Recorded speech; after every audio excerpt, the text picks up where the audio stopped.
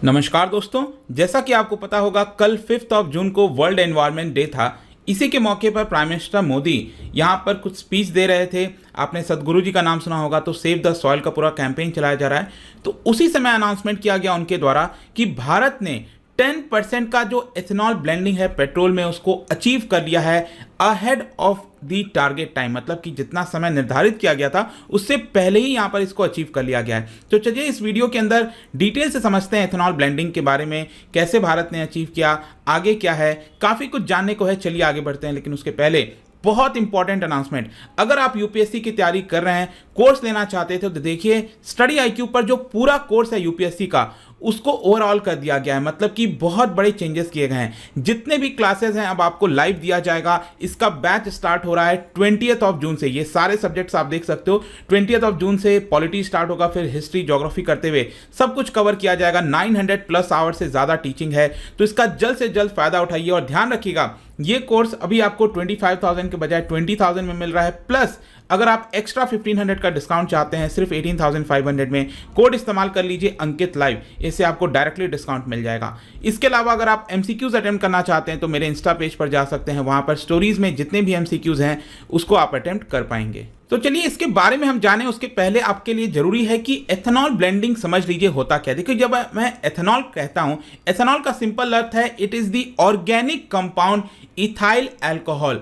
जो एथेनॉल आपने सुना भी होगा, जो अल्कोहलिक बेवरेजेस होते हैं उसमें भी इसका इस्तेमाल किया जाता है। ये बायोमास से प्रोड्यूस होता है, जैसे कि शुगर केन हो गया, आपका कॉर्न हो गया, इन सब से इसका प्रोडक्शन होता है। और इसके अंदर खास बात यह है कि हायर ऑक्टेन नंबर होता है दैन गैसोलीन, मतलब कि जो नॉर्मल पेट्रोल अगर आप डलवाते हो अपने गाड़ी के अंदर, उसके अंदर जो ऑक्टेन वैल्यू होती है उससे ज़्यादा ऑक्टेन वैल्यू आपको एथेनॉल में मिलती है। अब ऑक्टेन वैल्यू नंबर हायर होने से क्या होगा, ये अच्छे से बर्न हो जाता है, जिसकी वजह से क्या होता है कि एनवायरनमेंट को उतना नुकसान नहीं होता, राइट। तो पर्टिकुलेट मैटर्स जो है वो आपके गाड़ी से नहीं निकलते, तो ये काफ़ी फायदा होता है। तो पेट्रोल जो होता है उसके अंदर एथेनॉल को मिक्स कर दिया जाता है, जिससे एनवायरनमेंट भी बचता है और साथ ही साथ जो कॉस्ट है वो भी थोड़ी सी कम हो जाती है। यहां पर अगर आप देखोगे तो एथेनॉल ब्लेंडिंग हमारे देश के अंदर जो अलग अलग ऑयल मार्केटिंग कंपनीज हैं उनके द्वारा किया जाता है। जैसे इंडियन ऑयल कॉर्पोरेशन हो गया, तो वो साउथ में जो टर्मिनल्स हैं मदुरई, सलेम, कोयम्बटूर, तिरुचि, वहां पर क्या है कि एथेनॉल की ब्लेंडिंग की जाती है। यहाँ पर एक टैंकर होता है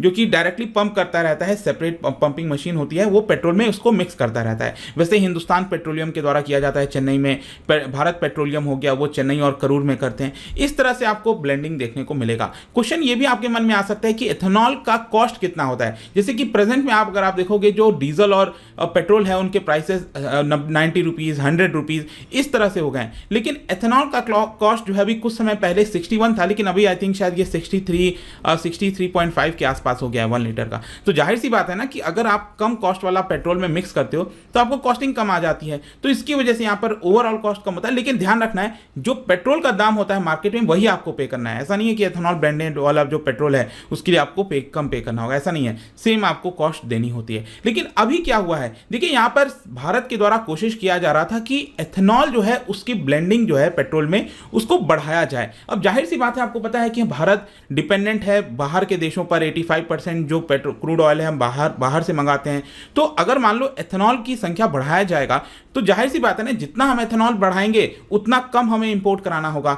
2014 में जो एथेनॉल की ब्लेंडिंग की जाती थी पेट्रोल में, इट वाज जस्ट 1.5%। उसके बाद धीरे धीरे 2018-19 आते आते 5.2% हो गया। 2019-20 में थोड़ी सी कमी आई कोविड वगैरह को लेकर आगे चलकर, लेकिन फिर आगे चलकर ये 7.23% हो गया। लेकिन अब अगर आप देखो, यहां पर कल प्राइम मिनिस्टर मोदी जी के द्वारा अनाउंस किया गया कि भारत ने 5 महीने पहले ही जो 10% का टारगेट रखा था भारत ने एथेनॉल ब्लेंडिंग का, वो अचीव कर लिया है। इसके अलावा उन्होंने यहां पर इसके कई बेनिफिट्स भी गिनाए। जैसे कि पहला बेनिफिट यहां पर यह है कि जो कार्बन एमिशन होता है, मैंने बताया ना जो एथेनॉल है वो पूरा बर्न हो जाता है उसके अंदर इंजन में, तो यहां पर कार्बन एमिशन में भी कमी आई। 27 लाख टन जो कार्बन एमिशन हो सकता था वो हमने नहीं होने दिया इसकी वजह से। दूसरा फायदा यह है कि जाहिर सी बात है, जो हम क्रूड ऑयल में पैसा खर्च करते हैं इतना, उसमें सेविंग होगा, तो फॉरेन एक्सचेंज हमारे हमारा बचा 41,000 करोड़ के आसपास। और तीसरा ये होता है कि क्योंकि फार्मिंग से रिलेटेड है ना, आप कॉर्न और शुगर केन से बनाते हो, तो फार्मर्स को इससे इनकम होती है।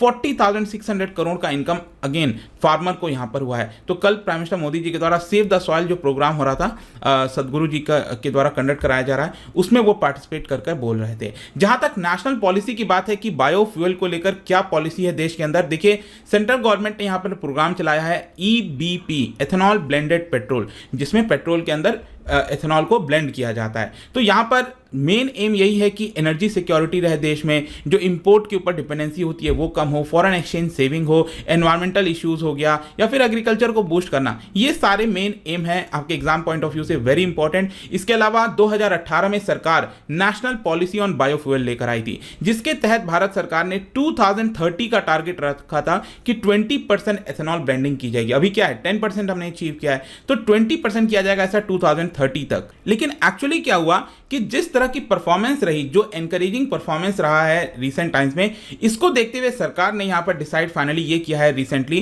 कि 2025-26 में ही ये टारगेट अचीव कर लेंगे। जो टारगेट 2030 का था 20% एथेनॉल ब्लेंडिंग का, वो 5 साल पहले कर दिया गया है, और 20% हम 2025 तक अचीव करेंगे। और यहां पर आप देख सकते हो कि अभी रिसेंटली सरकार ने यह भी टारगेट रखा था कि नवंबर 2022 तक, अभी इस साल 10% का टारगेट अचीव होगा। लेकिन जैसा मैंने बताया कि ऑयल मार्केटिंग जो कंपनीज हैं, उन्होंने ये 10% का टारगेट अभी अचीव कर लिया है 5 महीने पहले ही, और 20% वाला जो टारगेट है 2025 तक, वो भी ट्रैक पर ही है, ऐसा यहां पर पेट्रोलियम मिनिस्ट्री के द्वारा बताया गया है। लेकिन इसके अलावा एक और बहुत इंटरेस्टिंग चीज मैं आपको बताता हूं। देखिए, जो हम बायो एथेनॉल की बात करें ना, जो एथेनॉल का प्रोडक्शन होता है, तो इसके आपको कई जनरेशन देखने को मिलेंगे। प्रेजेंट में क्या है कि ज्यादातर जो एथेनॉल का प्रोडक्शन होता है, वो मैंने आपको बताया कॉर्न सीड से होता है, शुगर केन से होता है, तो इसको फर्स्ट जनरेशन बायो एथेनॉल कहते हैं। लेकिन प्रॉब्लम इसमें क्या है कि ये फूड सोर्स है। अब आप खुद सोचिए, अगर फूड सोर्स से बनाया जाएगा तो ऑलरेडी विश्व के अंदर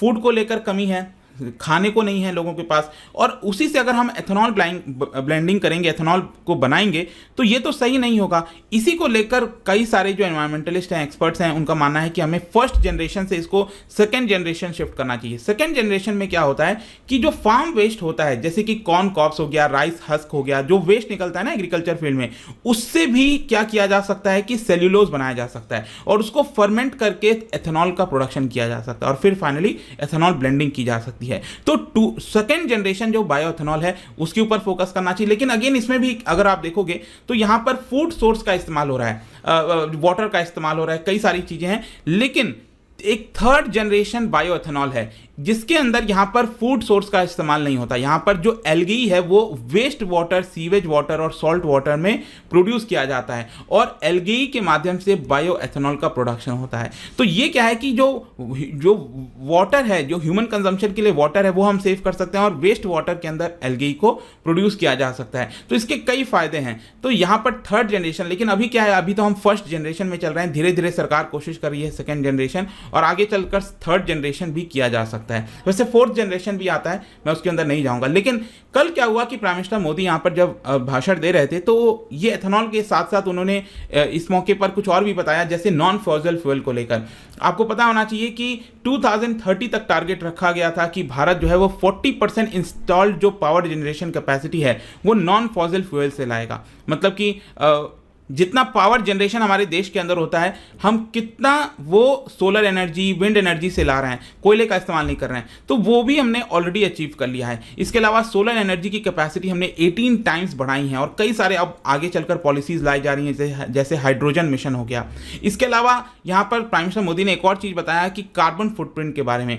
विश्व का अगर आप एवरेज कार्बन फुटप्रिंट देखोगे तो 4 टन पर पर्सन, विश्व के अंदर हर एक आदमी 4 टन जो कार्बन फुटप्रिंट है, कार्बन रिलीज करता है, राइट। और अगर आप भारत में कंपेयर करो, भारत में हर एक व्यक्ति जस्ट 0.5 टन पर जो है कार्बन रिलीज करता है। तो इससे दिखाता है कि भारत जो है काफ़ी कम अभी जो है कार्बन फुटप्रिंट में शामिल है, और यहाँ पर जो विकसित देश हैं उनको इसके ऊपर खासकर फोकस करना चाहिए। तो ये पूरा वीडियो था दोस्तों रिगार्डिंग जो एथेनॉल ब्लेंडिंग का अभी 10% टारगेट समय से पहले अचीव हुआ है। देखते हैं आगे क्या होता है। लेकिन जाने से पहले एक इंटरेस्टिंग क्वेश्चन, क्योंकि हम एनवायरमेंट की बात करें, क्या बता सकते हो क्योटो प्रोटोकॉल का प्राइमरी एजेंडा कौन सा है इन 4 स्टेटमेंट में से आपको बताना है। इसका राइट आंसर आपको पता ही है, मेरे इंस्टाग्राम पर तो मिलेगा ही, वहां पर अगर आप नहीं हो कोई बात नहीं, टेलीग्राम से भी ले सकते हैं इसका सही उत्तर। मैं कई सारे जो एमसीक्यूज हैं वो यहाँ पर स्टोरीज में डालता रहता हूँ। बाकी अगर आपको पीडीएफ चाहिए तो टेलीग्राम पर आइए, अलग अलग सोशल मीडिया पर भी आप जुड़ पाओगे। और जैसा मैंने बताया कि एक बहुत अच्छा मौका है आपके पास 20 जून के पहले पहले।